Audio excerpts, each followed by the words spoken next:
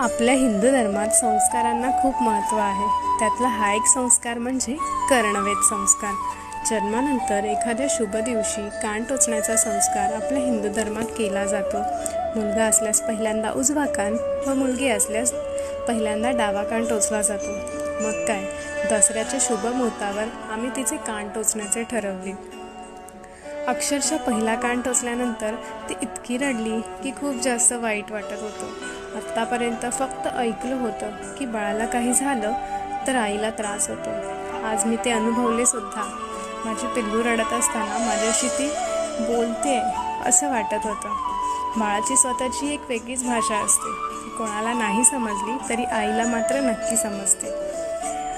आणि माझं बाळ मला जणू सांगत होतं की आई मला दुखतंय.